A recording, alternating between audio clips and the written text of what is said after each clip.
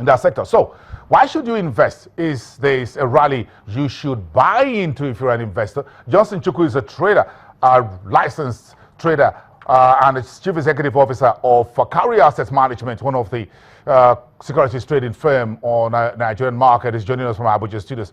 Johnson, good morning. It's good to see you there.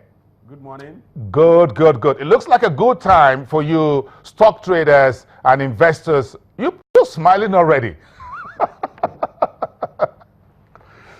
Why are you smiling?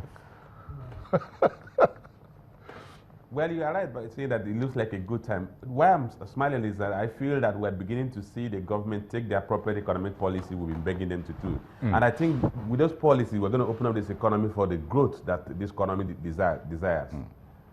Yeah, so if you're happy with the oil and gas sector yesterday, a few months ago, about 2-3 months ago, there was a newspaper article that investors should just dump the shares of these oil marketing companies, the big ones and the small ones, like Eternal Oil and the other retailers, just dump them because nobody wants them.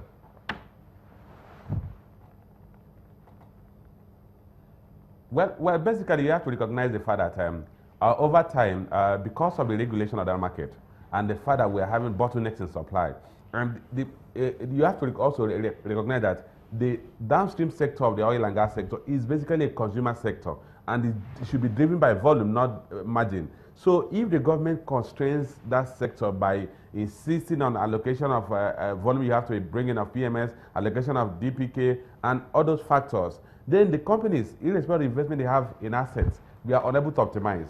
And because they were not optimized, they were carrying costs. They are, of course, there's a level of cost that is fixed.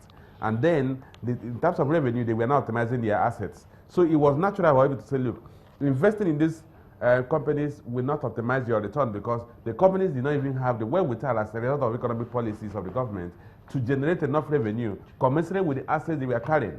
And therefore, the appropriate thing to do at that time was to exit those companies. But that has changed since 2 days ago, when the government came up with this policy of deregulation.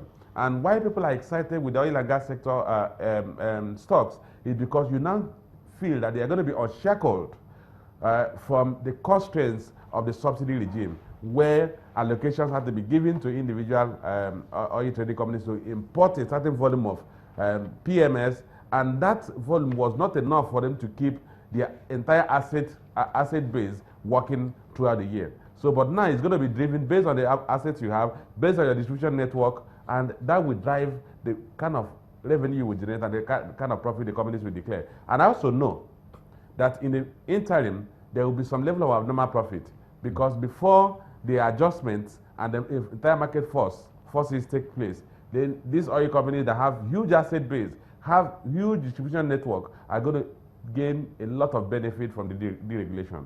Now, if they make these monies, these oil majors, if they make the money, what are they going to give to shareholders? And these shareholders are Nigerians. Well, I know a lot of them have a very aggressive dividend payout policy. But if you, of course, when you look at the strategy you came up with, and that factor I need to mention is that because of the factors I had mentioned earlier, that subsector suffered one of the severest loss year to date. Until yesterday, that sector had lost about 16%, while the index had lost about 10.5%. So the sector was among those sectors that were driving down the index. So what is happening is that people are now reversing that because the fortunes of that sector has changed. But like you asked, what will happen in terms of dividend? Many of them are not likely going to go into additional capital investment because a lot of them, the majors, already have distribution network that spread across the entire country. Unless they're going to be building now, come together to build pipeline for distribution of products. Otherwise, in terms of retail outlets, they really have a large base. So additional liquidity coming into them, additional revenue coming to them will largely go to satisfy the yearnings of shareholders who have been asking for dividend payment.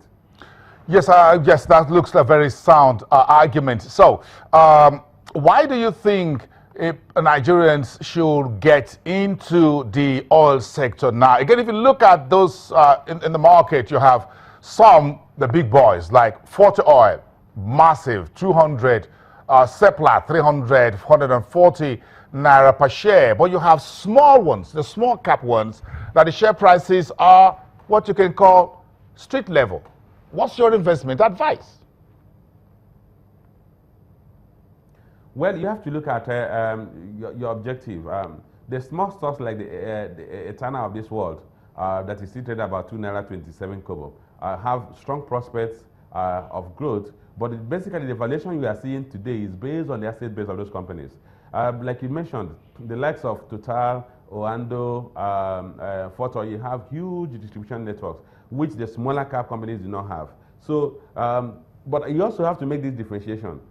Seplat is an upstream sector operator and not a downstream sector operator. And interestingly, the market has completely banded all of them together and think that whatever happens to the downstream will happen to the upstream. The upstream sector is still going through difficulties. So, in effect, I do not expect in terms of earnings of the upstream sector operators to be at the same level of the downstream sector operators.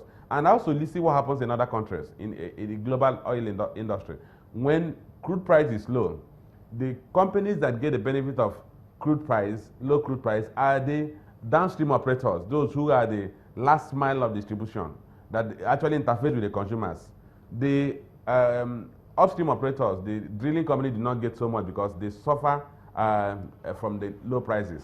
But when prices go up in terms of crude prices, the downstream operators have their margins compressed because they cannot pass to the consumers the entire increase in cost. So we need to also delink the downstream operators and the upstream operators. Now that our market is now a global market that is going to react to global market trends. Johnson Chuku, this is a question. I know what the answer would be from when we started this conversation. We need to wrap, but I'm going to end where we started. Do you support this new guided petrol deregulation, liberalization move by the government? Yes or no? Press a button. Yes, it was inevitable, and I also expect that to follow it will be the deregulation of the forest market. The deregulation of the oil and gas sector cannot survive on its own without the deregulation of the foreign exchange market. Yes, you're touching the red button there. Yes. Thank you for this time today. Enjoy yourself in Abuja. Lagos is where you're based, we know that. But again, sometime I'll be at the political capital. Good to see you. Justin Chuku, trader and Chief Executive Officer at Cowrie Asset Management. When we come back after the break, the Managing Director of the firm, NOI Polls, that conducted a survey a few days ago that provided some results that may surprise you. What exactly the Nigerians want? Who wants petrol subsidy removed and who wants it to stay? The questions Nigerians are asking. We'll talk about that next on the program. 15 minutes. Stick around.